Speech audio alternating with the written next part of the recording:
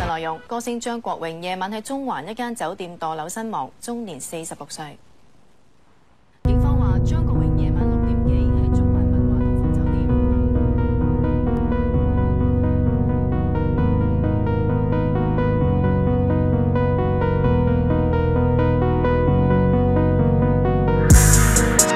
而家閃耀似個明星咁有點 ，feel 到心口嗡嗡係慢低啲，係我自己嘅義務。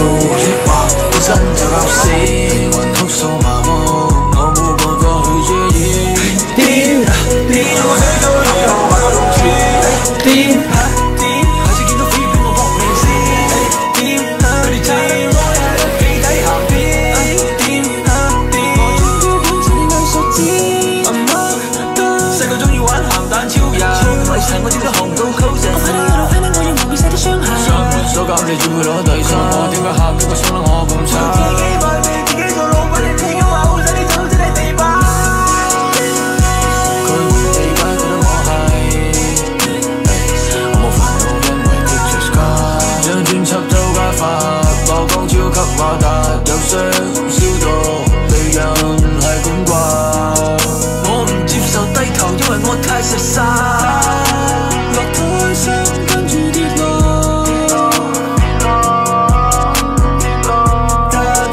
但人進步都有折墮。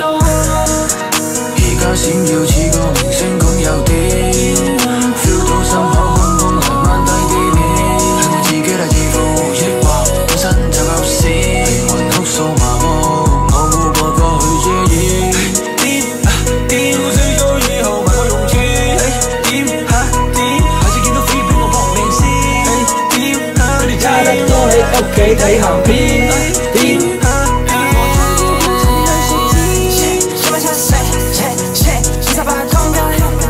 說話好矜貴，有時正似風箏，我奔走真縮細，有叫以為有速氣，我真係我身世，我係超人，我係打贏。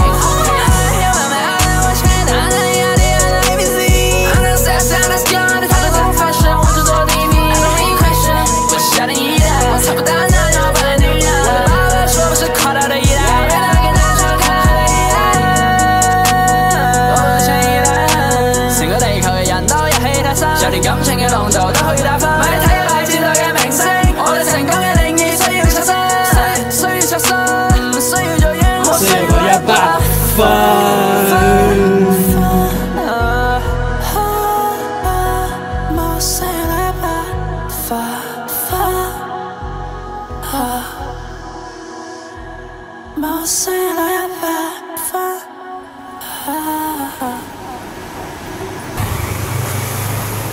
大家好，我哋係知道明星。